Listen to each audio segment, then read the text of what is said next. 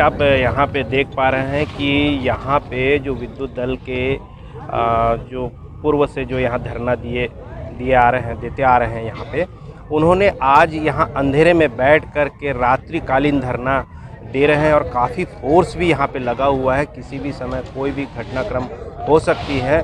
जब हम यहाँ के प्रतिनिधि से संपर्क किए तो वो उनका कहना है कि हम किसी भी सूरत में यहाँ से नहीं हटेंगे, जैसे यथावत धरने पे बैठे रहेंगे, चाहे वो हमारे ऊपर लाठी चार्ज करे फोर्स द्वारा या आंसू गैस भी करे। तो इसी परिस्थिति में हम यहाँ पे जब तक कि हमारी मांग पूरी नहीं हो जाती हम यूं ही यहाँ पे डटे रहेंगे और सरकार को आखिरकार झुकना पड़ेगा, हमारी मांगों को मानना पड़ेगा, ऐसा इनका कहना है।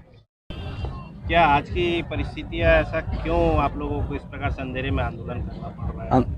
क्योंकि स्ट्रीट लाइट इन लोग जो है कभी बंद कर रहे हैं, कभी चालू कर रहे हैं। हम लोग को जो है धक्का मुक्की करके यहाँ हटाने का प्रयास कर रहे हैं, या हमारे ऊपर बलपूर्वक यहाँ हटाने का प्रयास कर रहे हैं। या हम लोग लगातार धरने प्रदर्शन 37 दिन हो गया, कार्य बहिष्कार को 22 दिन हो गया, उसके बावजूद भी किसी प्रकार का कोई संज्ञान नहीं लेना, तो कंपनी प्रबंधन द्वारा और न ही माननीय मुख्यमंत्री द्वारा, न उनके नुमाइंदे द्वारा। इसीलिए वो अपनी मांगों पे अड़े हुए हैं।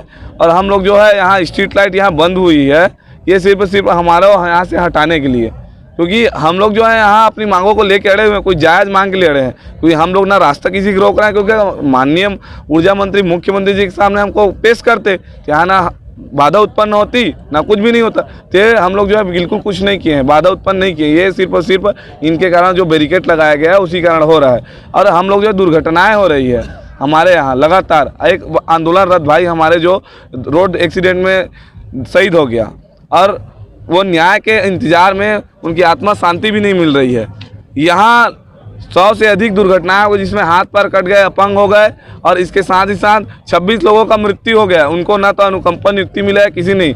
हर बार हमको जो है लाश को लेके बैठना पड़ता है, तब जाके थोड़ी बहुत जो है राशि मिलती है हम लोग को। तो इसी प्रकार से हम लोग को जो है इसीलिए बैठे हुए हैं। जब तक हमको मुख्यमंत्री जी से मिलने का समय नहीं मिलेगा, उसे बातचीत करने का हल नहीं निकलेगा, तब तक हम लोग जो है यहाँ अपनी मांगों को लेके अड़े रहेंगे।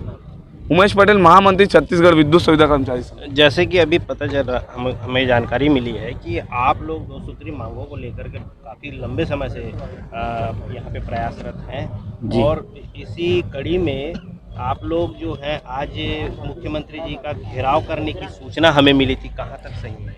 हम लोग लगभग 60 दिनों से यहाँ कार्य बहिष्कार कर चुके हैं। आंदोलन में 37वां दिन हो गया है। हमारे घर बीवी बच्चे भूखे प्यासे हैं। हम लोग यहाँ पर हड़ताल कर रहे हैं कि हमको न्याय मिले।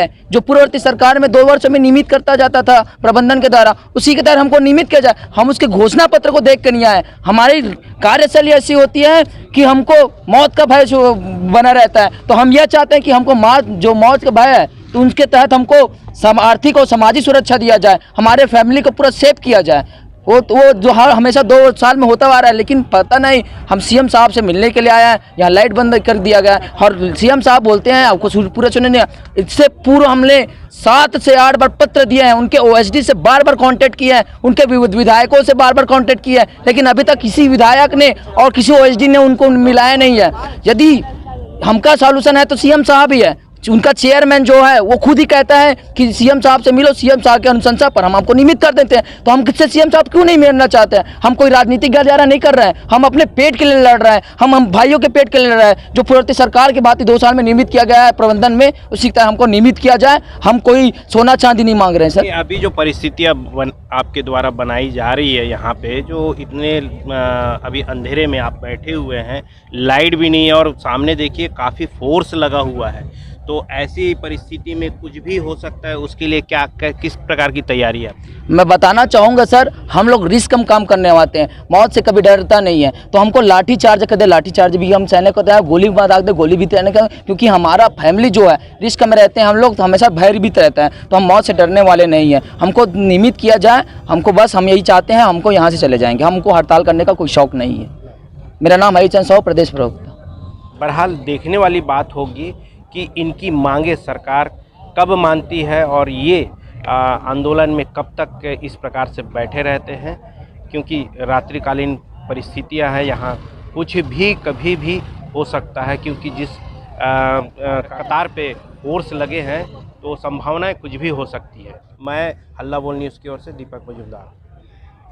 पिछले 22 दिनों से लगातार छत्तीसगढ़ विद्युत संविदा कर्मचारी संघ गांधीवादी विचारधारा के साथ शांतिपूर्ण तरीके से धरने पर बैठे हुए हैं, परंतु पिछले 22 दिनों के अंदर शासन प्रशासन के द्वारा कोई भी प्रतिक्रिया संतुष्टिजनक नहीं हुई है। लगातार छत्तीसगढ़ विद्युत संविदा कर्मचारी संघ के अध्यक्ष व पदाधिकारी द्वारा प्रेस विज्ञप्ति और शासन प्रशासन को अपनी मांगों के संदर्भ में निरंतर पत्र जारी कर रहे हैं। इसके बावजूद शासन प्रशासन इनकी सुध नहीं ले रहे हैं। आखिरकार यह आज देर रात मुख्यमंत्री बंगले का घेराव के लिए योजना बनाकर अपने धरना स्थल से कुछ करने लगे, परंतु धरना स्थल से लगभग 50 मीटर दूरी पर पुलिस व पैरामिलिट्री बल द्वारा घेराबंदी कर लिया गया और उन्हें आगे नहीं बढ़ने दिया गया। बता दें कि बड़ी मात्रा में पुलिस बल अपनी पूरी मुस्तैदी और तैयारी के साथ जुट गई।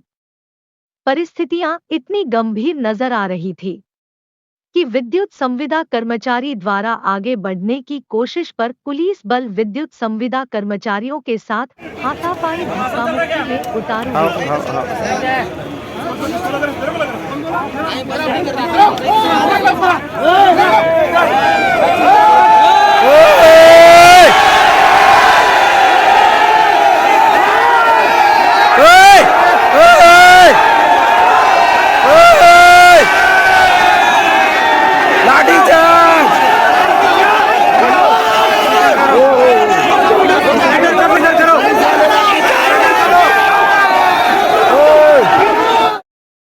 धरना स्थल की बिजली अभी बंद कर दी गई। किसी भी प्रकार की कोई भी हलचल होने पर पुलिस बल अपनी हरकत में आ जाती है, जिसका एक नजारा हम आपको दिखाने की कोशिश कर रहे हैं।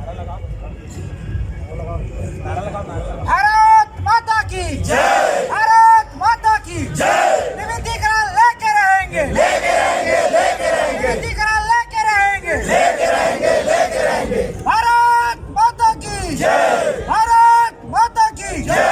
न्याय दो, न्याय दो, न्याय दो, न्याय दो। संविदा भाइयों को न्याय दो, न्याय दो, न्याय दो। निविधिकरण लेके रहेंगे, लेके रहेंगे, लेके रहेंगे। निविधिकरण लेके रहेंगे, लेके रहेंगे। आप लोगों की मुलाकात हो जाए सर, तो जरूर प्रयास करेंगे आप। प्रबंधन के माध्यम से सर हम लोग लेटर भी पहुंचाए हैं ताकि हमारे जो चेयरमैन सर हैं उनसे भी पहले बातचीत हो जाए। हमारे पहले प्रथम दृष्टि है तो पहले उनसे बात करें क्या समस्या है, क्या कैसे हो सके। तो वो भी सर उनसे कोई रिप्लाई नहीं है, ना हमसे मिले ना बातचीत किए।